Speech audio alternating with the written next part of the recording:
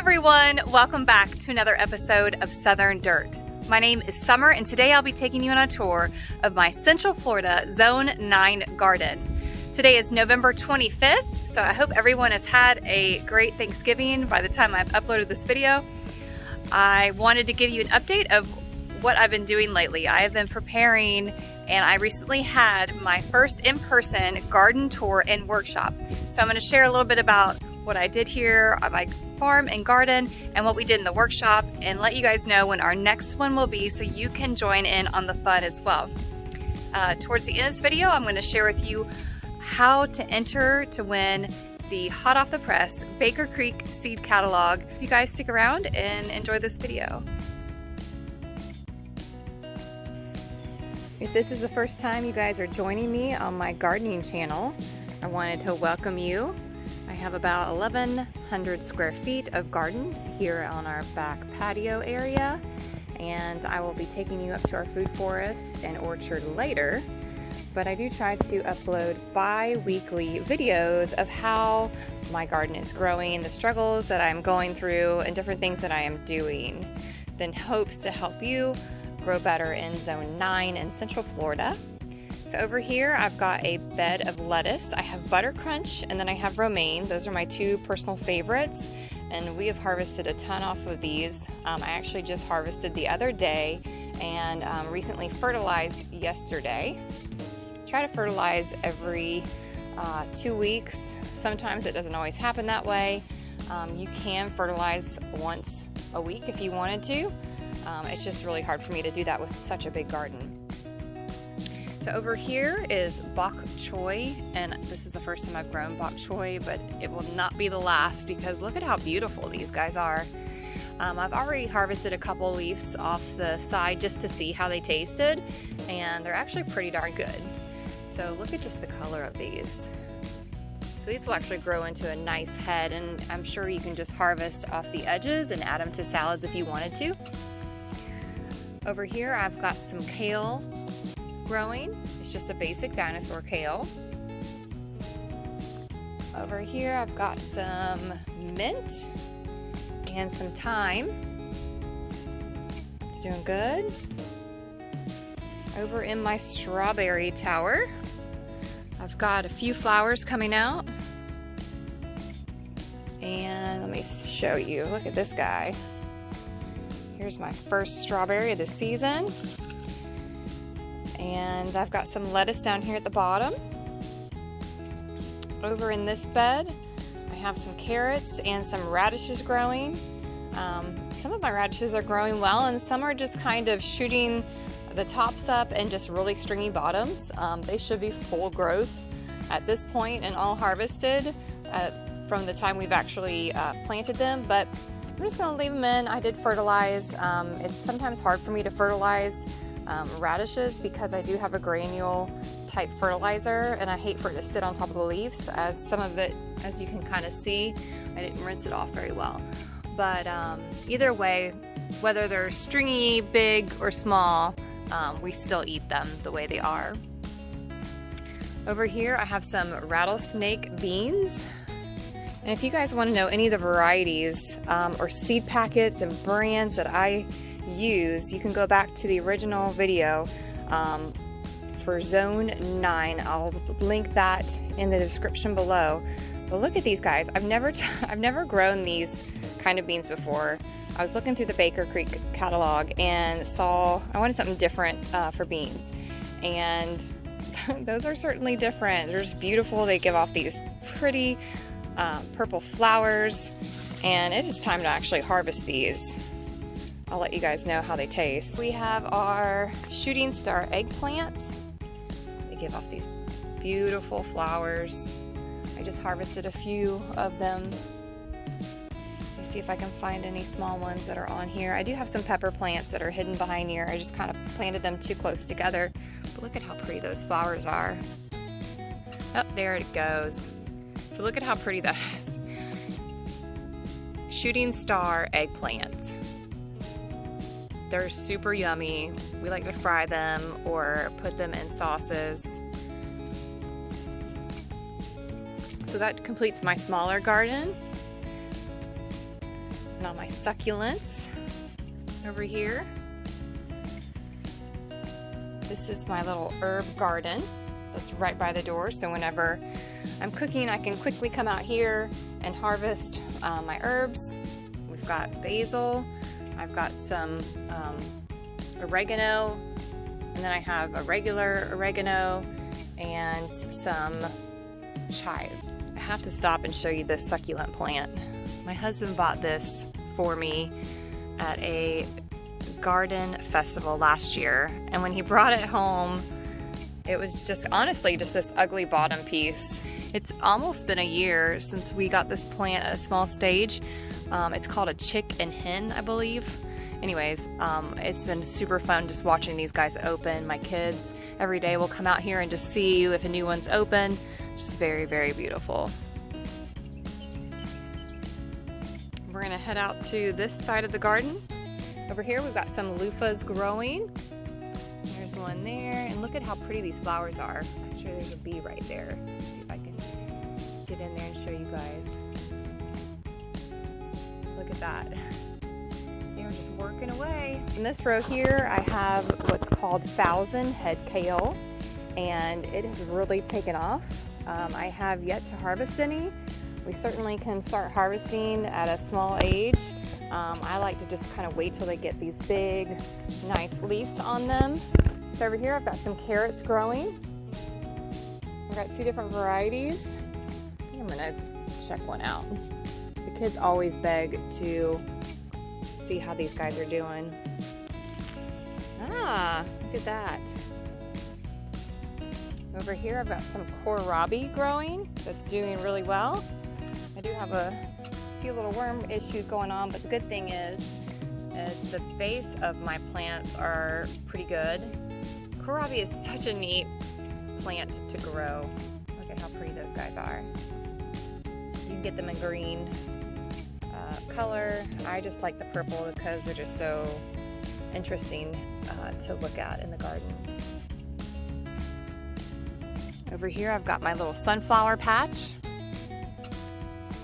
I would say they're about 4 feet tall now, and they are all doing great.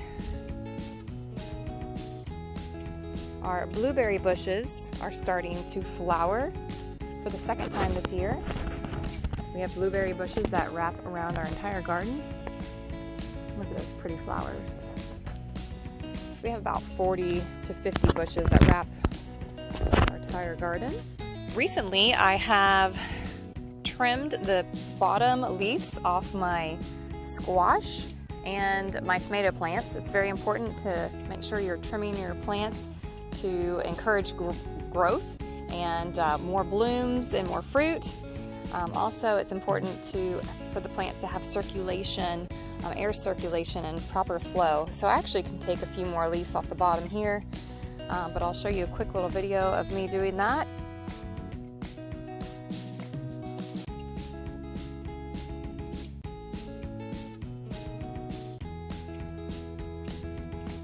Here, my squash and zucchini have been a struggle, but they have still been producing. They've definitely gotten some fungus from a lot of the rain that we had recently, but as you can see, I still have some fruit that's coming in. The BT spray has been helping manage some of the worms. I mean, we're still getting tons of worms, but I don't think anything organic, if I continue to spray it, even if it's every 5 days, in my experience, will completely keep them away. Unless you guys know something, please educate me. Before I used to only use neem oil, and then I started using BT for worms. There you go. There's some zucchini coming in. Oh, look at this zucchini. Over here I've got some beans, and I planted rattlesnake beans, and these are just starting to get little buds to flower. So this was an entire 2nd planting of beans. I did have peas along here, but they just didn't do well. There's only a few surviving plants. on this side, I think what I'll do is probably end up pulling these and doing another planting of beans. So then we'll have consistent beans through the season. Over here, I've got some yard beans, and these have been super fun because look at how beautiful these are and how long these guys are. And honestly, I can't tell the difference between a regular green bean to these. So the kids really enjoy coming out here and trying to find them and harvesting them. Look at that. And look at the flowers. The flowers on these are just so pretty. And look at that one, Sunday. You want to pick it? Oh, here you go. Wow, show us how big that one is. Wow. They're yummy, and she'll eat them, well, raw right from the garden. She's so cute. So recently I hosted my first meet and greet out here. We did a workshop and garden and farm tour, which was a lot of fun. I started off with just personal invites and sharing it on my Instagram stories, just to kind of keep it small and kind of see what kind of response I got from a small group of people that would come out here and do the workshops and garden tour. And it worked out really well. So I will be planning another date and inviting you guys to it, but I'll give you an update of when we'll be doing that. We put together a beautiful herb basket. An example of our herb basket that we put together. We've got 5 different herbs. Everyone got to assemble them the way they wanted to, and then I gave them a book on how to care for them, how to fertilize them, what to do if you put them indoors or outdoors, along with a recipe book on how to use each of these herbs in the kitchen. So that was a lot of fun. We then went on a garden tour, and over here I had some peas originally that just didn't do well. I've since planted some royal burgundy beans, and they give off these beautiful purple beans. But when you cook them, they turn green. So we call them magical beans. They're just really fun to throw them in the pot and watch them go from purple to green.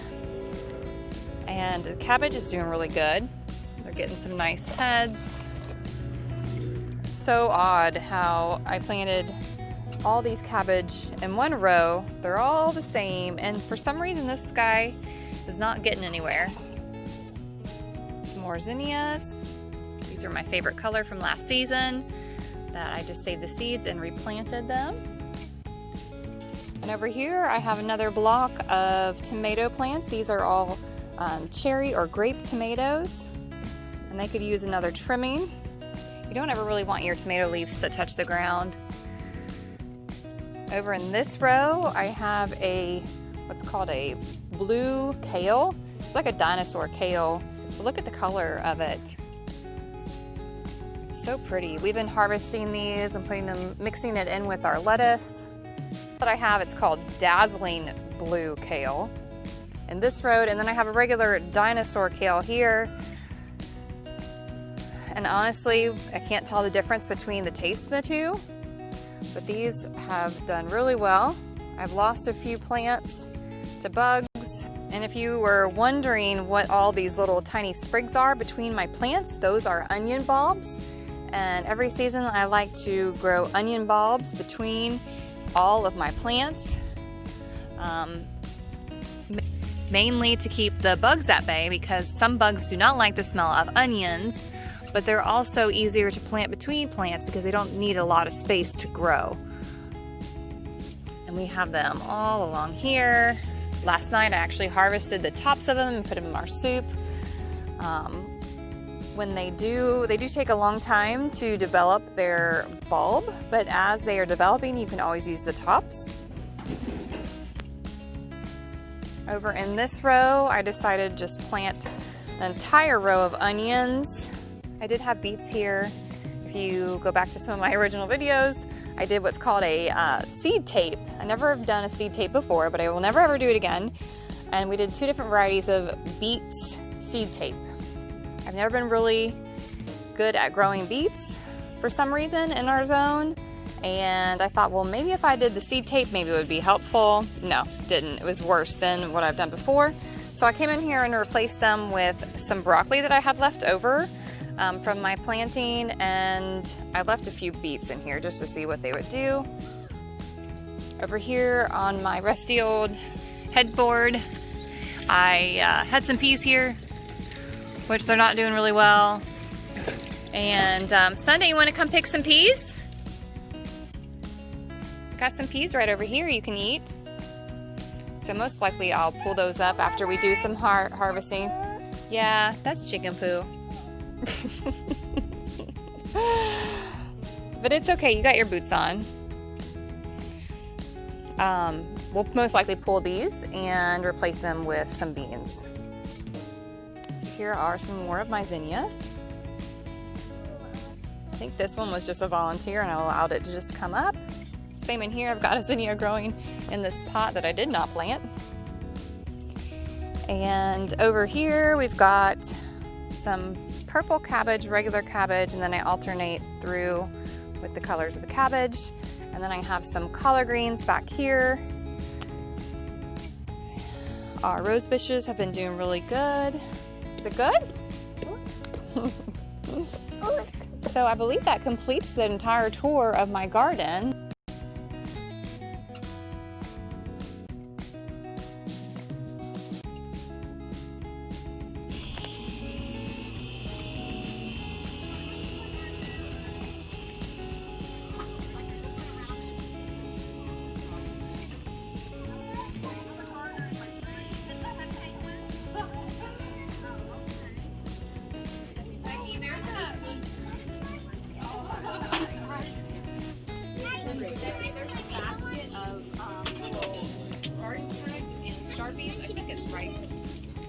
Right next to where the glass were.